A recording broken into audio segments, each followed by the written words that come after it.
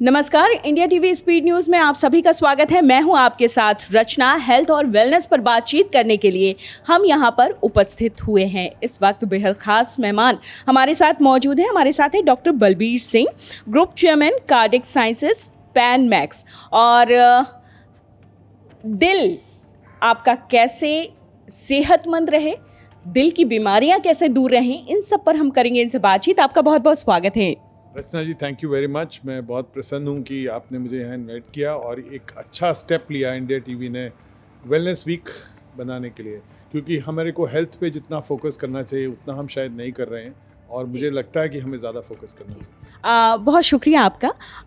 दिल की बातें बहुत शायरों ने की है, कवियों ने की है अपनी कविताओं में दिल के दर्द की, लेकिन असल जीवन में जब ये दर्द होता है तो तकलीफ बढ़ जाती है। और भारत की बात करें तो पर लाख 1 लाख पर हार्ट अटैक से मरने वालों की संख्या 272 से ज़्यादा है। इसके पीछे वजह क्या है?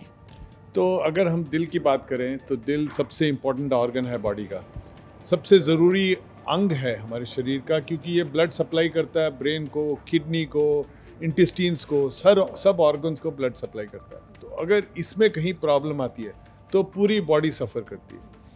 और ये हमें पता है कि हार्ट अटैक से मरने वालों की संख्या नंबर 1 है, कैंसर नंबर 2 है death cause, heart attack number 1 cause है डेथ का। और सडन डेथ जो हार्ट अटैक किससे होती है उसका अंदाज़ा ही नहीं है, क्योंकि कई मौतें होती हैं घर पे और पता ही नहीं चलता क्या हुआ, तो वो भी सब जनरली हार्ट से ही होती हैं। तो हार्ट के बारे में जितनी बात की जाए उतनी कम है। और मुझे एक चीज़ क्लियर है कि हेल्थ इज़ वेल्थ। हेल्थ से ज़्यादा इम्पोर्टेंट मेरे हिसाब से कोई चीज़ नहीं है। दिल की बीमारियां दूर रहें, डिजीज़ दूर रहें हार्ट की, उसके लिए हमें क्या करना चाहिए? क्योंकि 24.4 के आसपास आंकड़ा दिल की समस्याओं से संबंधित मौतों का है।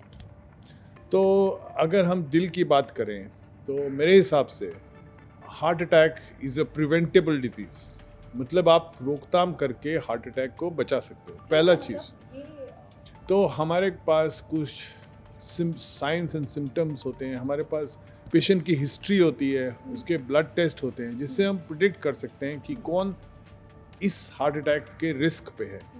जब आप एक हार्ट अटैक का रिस्क डिटर्मिन कर लेते हो तो आपको पता है कि हम हार्ट अटैक से कैसे बच सकते हैं। तो ये एक्टिविटी शुरू होती है स्कूल से और बचपन से। ये एक्टिविटी ये नहीं शुरू होती कि अब मुझे हार्ट अटैक हो चुका है अब मैं क्या करूँ। ये एक्टिविटी शुरू होनी चाहिए स्कूल और कॉलेज से, जबकि हम अपनी ईयर्स में डेवलप होते हैं। हमें पता है कि एक प्लाक को डेवलप होने में कई साल लगते हैं। वो शुरू होता है बचपन में, फिर कई साल लगते हैं उसको डेवलप होने में, एक प्लाक को जो ब्लॉक करके हार्ट अटैक करता है। तो हमारे पास इतना टाइम होता है कि हम हार्ट अटैक को के संबंध में बातचीत कर सकें, सोच सकें कि कैसे प्रिवेंट किया जाए। तो क्या प्रिवेंशन के तरीके? खान पीन, एक्सरसाइज, स्मोकिंग, अल्कोहल अवॉइड करना, अपना ब्लड प्रेशर चेक कराना, अपने कोलेस्ट्रॉल लेवल्स का पता होना, अपनी शुगर लेवल्स का पता होना, फैमिली हिस्ट्री पता होनी, ओबेसिटी से दूर रहना। ये तरीके हैं। ये थोड़े बोलने में आसान लगते हैं, करने में थोड़े मुश्किल है, लेकिन अगर कोई दृढ़ है कि मुझे अपने आप को हार्ट अटैक से बचना, अपनी हेल्थ की तरफ ध्यान देना है, बहुत आसान है, बहुत आसान है। हमारा फोकस वहाँ होना चाहिए। क्या हार्ट जो है आपका सिग्नल देता है, आपकी बॉडी सिग्नल देती है हार्ट अटैक से पहले?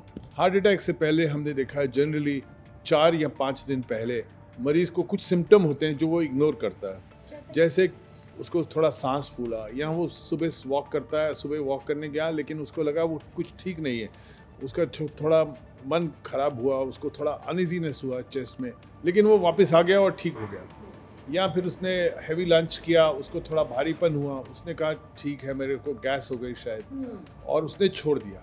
फिर सडनली एक दिन रात को हमें पता लगता है कि काफ़ी पसीना आया, दर्द हुआ। तो जनरली वार्निंग सिम्टम्स मेजॉरिटी में होते हैं और ये वार्निंग सिम्टम्स को भी इग्नोर नहीं करना चाहिए। मैं कहता हूँ कि आप गए अस्पताल, आपने चेकअप करा लिया, सब नॉर्मल निकला तो क्या खतरा है? एटलीस्ट आप भी खुश, डॉक्टर ने भी आपको कह दिया कि आप ठीक हो। लेकिन उल्टी चीज़ देखिए कि उसको हार्ट का प्रॉब्लम था, वो गया नहीं हॉस्पिटल और घर पे ही कुछ कैटेस्ट्रॉफी हो गई। तो वो दोनों तरीक़ों से हमें वार्निंग साइंस को पकड़ना चाहिए। ये बहुत सटल होते हैं, हम लोग जनरली गैस मान के इनको छोड़ देते हैं और जनरली 4-5 दिन बाद पता चलता है कि पेशेंट रहा नहीं। सर, दिल की बीमारी का इलाज भारत में बहुत खर्चीला है, बहुत बड़ा तबका ऐसा है जिसके पहुंच के बाहर है।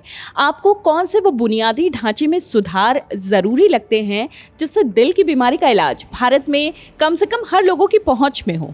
ये बहुत अच्छा सवाल पूछा। इसके दो आंसर्स हैं। आंसर नंबर 1 कि एक तो इंश्योर करना चाहिए पेशेंट्स को, अपना हेल्थ इंश्योरेंस को भी इतना ही इम्पोर्टेंस जितना चाहिए जितना वो कार इंश्योरेंस या घर के इंश्योरेंस या प्रॉपर्टी लोन्स, इसकी तरफ ध्यान देते हैं। हेल्थ सबसे इम्पॉर्टेंट चीज़ है जिसकी तरफ कम ध्यान दिया जाता है, तो अपने आप को इंश्योर करना है। दूसरी चीज़ जो सरकार ने हमारे लिए बहुत अच्छी की, उन्होंने 6-7 साल पहले स्टेंट्स पे कैपिंग कर दी, जिससे बहुत लोगों को फ़ायदा हुआ।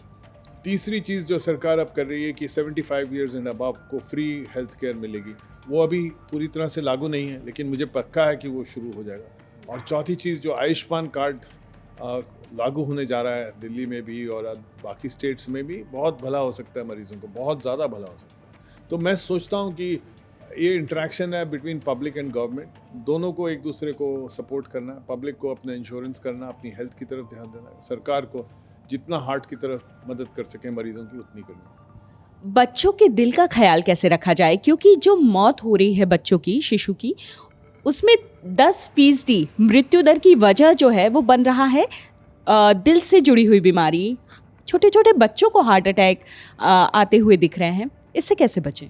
बच्चों में जो हार्ट डिजीज़ होती है वो जनरली बर्थ डिफेक्ट्स होते हैं, कंजेनिटल हार्ट डिजीज़ होती है, उसका हार्ट अटैक से कोई लेना देना नहीं। दूसरा होता है उनके सडन डेथ, वो भी जेनेटिक सिंड्रोम होता है, उसमें भी हार्ट अटैक का लेना देना नहीं। मैं देख रहा हूँ जो यंगस्टर्स में हार्ट अटैक हो रहे हैं, जो एज ग्रुप 30s में 40s में, वो हार्ट अटैक हो रहे हैं, वो स्मोकिंग से रिलेटेड है मेजॉरिटी, या फिर उनके हेल्थ प्रोडक्ट्स जो खाते हैं, सप्लीमेंट्स वगैरह जिसमें अडल्ट्रेशन होती है, उनसे हो रहे हैं। वो बहुत डेंजरस है। जो जिमर्स हैं उनमें हमने बहुत हार्ट अटैक्स देखे रिसेंटली, और मेजॉरिटी वो सप्लीमेंट्स ले रहे थे जिनका कुछ पता नहीं था, किस तरह के सप्लीमेंट्स या शेक्स ले रहे थे, तो वो बहुत डेंजरस है। अगला सवाल मेरा आपसे ये है हार्ट ट्रांसप्लांट को लेकर। हार्ट ट्रांसप्लांट की बातें हम बहुत सुनते हैं, आप लोग ना जाने कितनी सर्जरीज कर चुके होंगे और कितनी लाइन में, पाइपलाइन में होंगी। हार्ट ट्रांसप्लांट क्या आज की तारीख में जितना आसान, इजी होना चाहिए क्या है, और अगर नहीं हो पा रहा है तो वजह क्या है इसके पीछे? तो उसकी मेजर वजह है ऑर्गन। हमारे पास मरीज़ बहुत हैं जिनको ट्रांसप्लांट की ज़रूरत है, लेकिन ऑर्गन नहीं मिलता। ऑर्गन अनलाइक किडनी तो कोई डोनेट कर सकता है, 2 किडनीज होती हैं, 1 किडनी कोई डोनेट कर सकता है, लेकिन हार्ट तो एक ही होता है, तो कोई डोनेट नहीं कर सकता। तो हमें कौन से मरीज़ चुनने होते हैं जिनका ब्रेन डेड हो गए हैं, जो ब्रेन डेथ हो गए, तो फिर उसमें फैमिली को लगता है कुछ तो उम्मीद है, कैसे छोड़ दें हम, कैसे उनकी मान लें कि ब्रेन डेड है और हार्ट दे दें। तो ये बहुत बड़ा चैलेंज है। ऑर्गन सुरक्षित है बिल्कुल पूरी तरह? हार्ट ट्रांसप्लांट बहुत हद तक सुरक्षित है, बहुत आसान सर्जरी है और रिजल्ट्स अच्छे हैं, तो उसमें इतनी दिक्कत नहीं है। दिक्कत मेनली ऑर्गन मिलने में दिक्कत है। ठीक है, एक छोटा सा रैपिड फायर मैं आपसे खेलूं, उससे पहले आखिरी सवाल मेरा आपसे ये होगा कि जब किसी को हार्ट अटैक पड़े और हम देख रहे हैं, ऐसी स्थिति में कौन से टिप्स उस वक्त हमें प्राथमिक रूप से फॉलो करने चाहिए? तो हमें सबसे नियरेस्ट हॉस्पिटल जाना चाहिए और पता करना चाहिए सबसे नियरेस्ट हॉस्पिटल कौन सा है। हमें पहले से ही पता होना चाहिए कि कौन से हॉस्पिटल्स हमारे घर के पास हैं जहाँ हार्ट केयर मिल सकती है, ये पता होना चाहिए। दूसरा, जो गलती लोग करते हैं वो सॉर्बिट्रेट देने की गलती करते हैं। लोग घर में किसी के पास सॉर्बिट्रेट होती है, वो फटाफट जीभ के नीचे रखने की कोशिश करते हैं, जिससे कोई फ़ायदा नहीं होता। अगर घर पे डिस्प्रिन की गोली रहनी चाहिए जो सर दर्द के लिए ज़्यादातर, उसको पानी में घोल के अगर पानी में पिला दें तो कई हार्ट अटैक्स में जान की मृत्यु होने से बचा सकते। सो ये हाँ, ये 3 बहुत ईजी टिप्स हैं जो फॉलो करनी चाहिए। इमीडिएट हॉस्पिटल भागना चाहिए। अब मैं छोटा सा रैपिड फायर खेलूंगी आखिर में आपके साथ, बहुत शॉर्ट में उसके जवाब फटाफट देने होंगे आपको। पहला सवाल मेरा ये है, कौन से तेल दिल के लिए बेहतर है? कौन से तेल बेटर हैं, वो है कनोला ऑयल, मस्टर्ड ऑयल, देसी घी कुछ हद तक, और ऑलिव ऑयल। ठीक है, क्या घी सेहत के लिए फ़ायदेमंद है, हाँ या नहीं? हाँ, हमको रोज़ 1 चम्मच खाना चाहिए। दिल की सेहत के लिए सबसे ज़्यादा ज़रूरी 2 फैक्टर्स क्या हैं आपके हिसाब से? Exercise, food and quit smoking. हमसे बातचीत करने के लिए और दिल के इतने सारे राज खोलने के लिए आपका बहुत बहुत शुक्रिया। थैंक यू वेरी मच रचना जी, बहुत अच्छा लगा आपके साथ यहाँ इंटरेक्ट करना।